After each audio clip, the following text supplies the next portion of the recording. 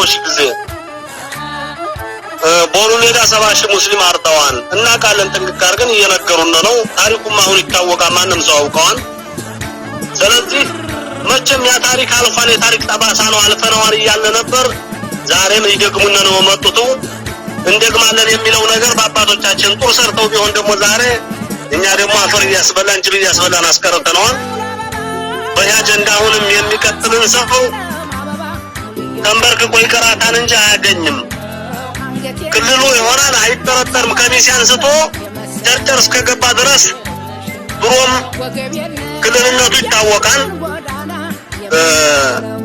በኃይለ ሥላሴ በፊት በነበረው ጊዜ ሐውሳ ነው ክልሉ የሚታወቀው። በአፋር ጋራ የተያያዝነን አሁን ነው እንጂ እነንም ጠባሳ ይለዩ ነው።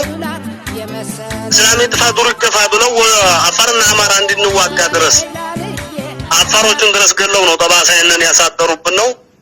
ስለዚህ ወሎዮሽ ከሚሴ ቀስቅሶ ደዩዞን ጨርጨር ጫፍ ድረስ ወሎዮሽ ነን። መቼም ክልልነትም እንገነጠላለን አንፈልግም። ለሚገለንና ለሚዘርፈና አካል ፈረና አማራ ነኝ ያለ አማራ ጋር አይደል እኛንም ሊነካልና አይገባም። ይሄ ምንም ጥያቄ የለውም፣ ግዴታ ነው። ሻለቃ መሐመድ ሰይድ እናንተ ጋር ያለው ሰራዊት እንዴት ነው? አቅም አለው ማለት አብዛኞቹ ምድር ላይ ያሉ ታጠቅነው የሚሉት አልፎ አልፎ የሆኑ ባንዳዎች ናቸው እያሉ ወንድሞቻችንን ሚዲያ ላይ ያሉትን ለማታለል ይሞክራሉና በተለይ የወርቄ ህዝብ ባንዳ ነው ብለው ስም እየሰጡ ነውና እንዴት ነው እናንተ ጋር ያለው ጥንካሬ ምን ይመስላል? እኛ ምርጥ ኢትዮጵያዊ ነን፣ ማንንም አንከተልም። መከላከያ ሰራዊታችን ከተነካ አሁንም አፈር እናድጠዋለን። ማንንም ይሁን ማንም የአፋር ተቃዋሚ ሆኖ መከላከያን ከወጋ እንወጋለን።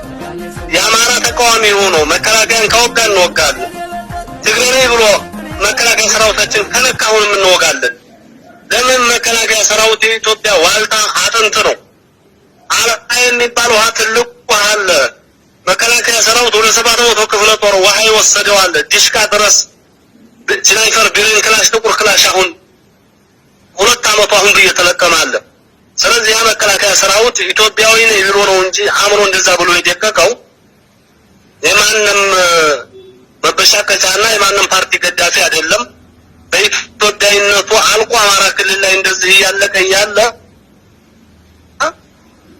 ኦሮሞ ነው እንትና ነው ያለ የሚያካብር ሰው ማንም ምን አንቀበልም። በነገራችን ላይ የኛ የወርቄ ወጣት ያው የጎታ ንብ ታውቅ እንደሆነ የጎታ ንብ የሆነ ወይም ቅቤ ወይም የሆነ ሽታ ነገር ካስነካኸው ተነጽንሶ ያ የጎታ ንብ ሀገርን ያጠፋል።